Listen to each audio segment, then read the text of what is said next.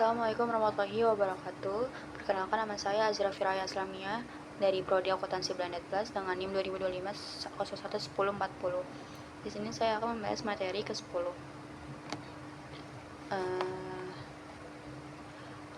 Yang pertanyaan pertama, hubungan antara risiko dan pengambilan investasi. Dalam investasi terdapat hubungan yang erat antara risiko dan pengambilan. Semakin besar keuntungan yang diharapkan, maka semakin besar pula risiko yang harus dihadapi. Contohnya, investasi saham bisa memberikan keuntungan tinggi, tetapi harganya mudah berfluktuasi. Sementara itu, investasi seperti deposito dan obligasi cenderung lebih aman, namun tingkat keuntungannya lebih rendah. Karena itu, investor perlu menyesuaikan pilihan investasinya dengan tingkat toleransi risiko masing-masing. Pertanyaan kedua, itu pentingnya diversifikasi dalam investasi. Diversifikasi adalah strategi menyebarkan dana ke beberapa jenis investasi untuk mengurangi risiko. Jika investor hanya menanamkan dana pada suatu aset, maka kerugian bisa sangat besar ketika aset tersebut mengalami penurunan. Dengan diverifikasi, risiko bisa ditekan karena kerugian dari suatu investasi dapat ditutupi oleh investasi lain. Strategi ini membantu menjaga kestabilan portofolio dalam jangka waktu yang panjang.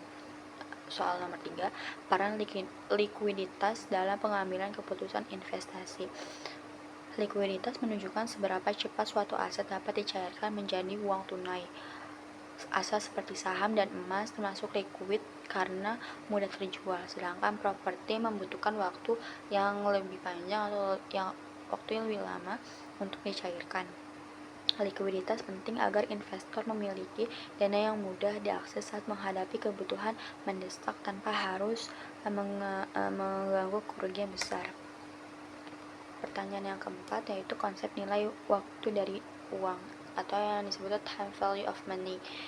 Nilai waktu dari uang menjelaskan bahwa uang yang dimiliki saat ini lebih berharga dibandingkan uang di masa depan. Hal ini karena uang sekarang dapat diinvestasikan dan menghasilkan keuntungan. Oleh sebab itu, investasi jangka panjang menjadi penting karena memberikan peluang pertumbuhan nilai melalui bunga atau imbal hasil yang terus berkembang. Pertanyaan yang kelima yaitu pengaruh inflasi terhadap keputusan investasi.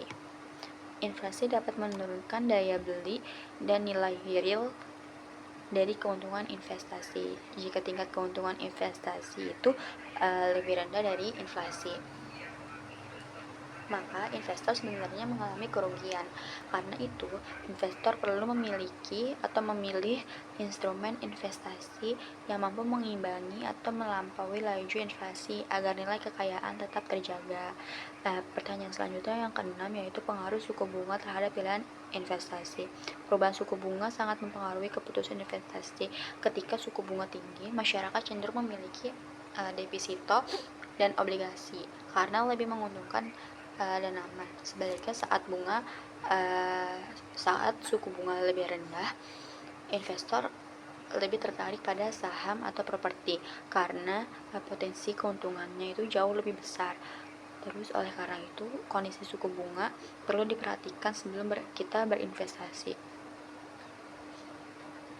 Pertanyaan ketujuh ada investasi berkelanjutan dan konsep ESG.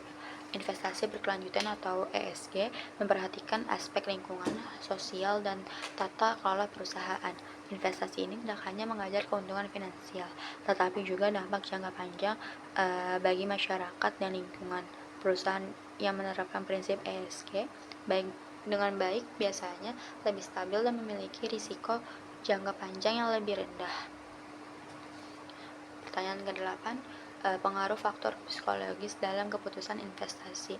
Keputusan investasi sering dipengaruhi oleh emosi seperti takut rugi dan terlalu percaya diri.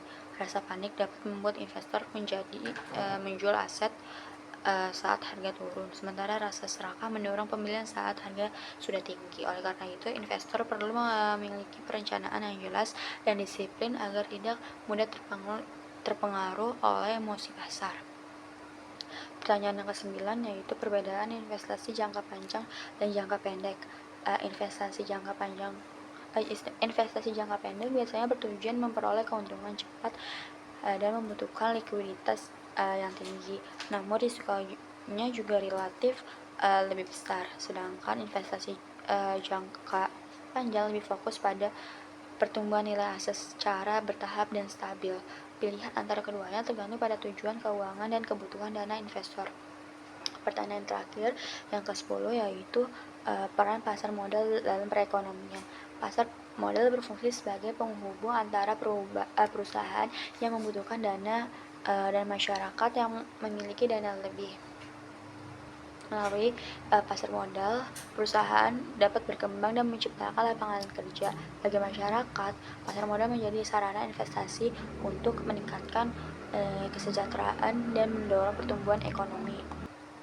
Dapat disimpulkan bahwa keputusan investasi yang baik tidak hanya bergantung pada potensi keuangan, tetapi juga harus mempertimbangkan risiko, likuiditas, kondisi ekonomi, faktor psikologis, dan berkelanjutan panjang.